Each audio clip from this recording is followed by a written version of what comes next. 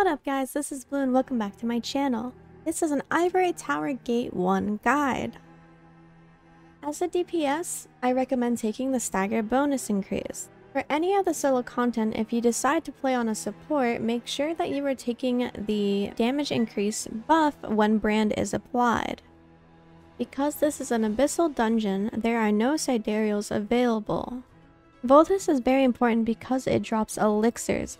Elixirs are necessary for gear progression and will help a lot in later raids. They increase your damage and help with specific buffs. But for now, let's talk about Gate 1.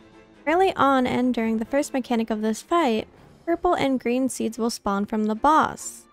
The green seeds will help increase your stagger, whereas the purple seeds will spawn vines if not collected when they hit the wall. Around 85 bars, the first mechanic will start. You will want to collect at least 3 green seeds. If you pick up 3 purple, you will become imprisoned.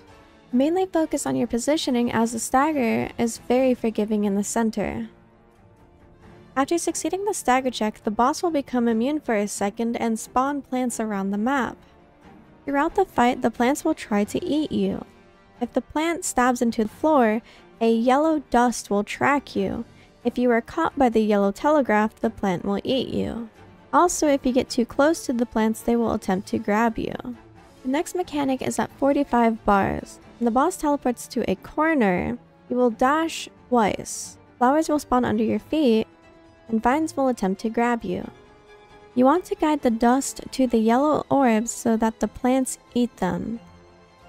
If the yellow orbs are ignored, a sleep puddle will spawn. You will want to run around the boss, hitting these pink orbs. This will give the boss a stack. You want to hit at least 15 of these orbs to do the mechanic properly.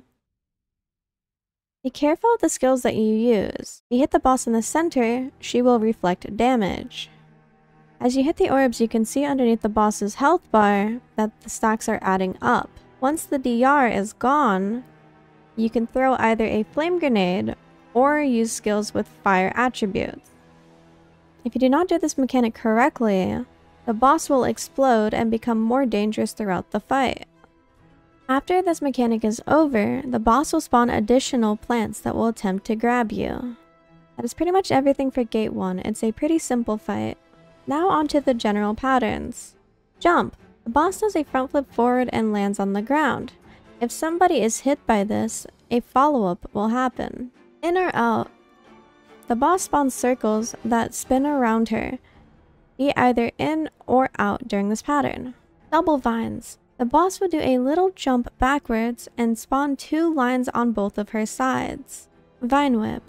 The boss summons a vine in front of her, attempting to grab the player. If nobody is grabbed, she will do a second one. If you are not in solo mode, make sure you don't spin the boss around. Vine wave. The boss will do a little twirl in the air and summon a red wave at the player's feet.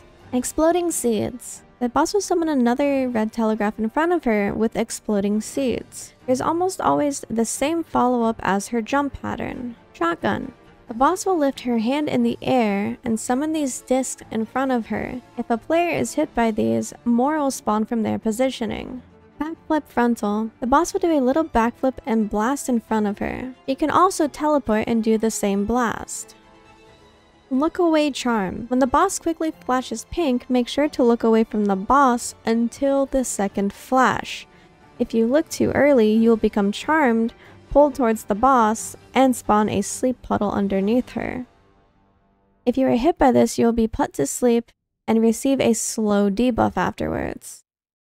Tracking flowers. The boss will summon 3 flowers at your feet that will then explode. Normal flowers. Boss spawns several flowers around her that will then explode. You can also get very close to the boss to avoid getting hit. 4 clone counter. When the boss teleports and spawns 4 clones, you need to counter the correct clone. As a support, you can see that the correct clone has a brand debuff above their head. If you do not counter, all 4 clones will start spinning and get out of this. Spin counter. The boss will quickly spin and attempt to dash twice. You can try to counter on the second one as well. That's pretty much everything for Ivory Tower Gate 1.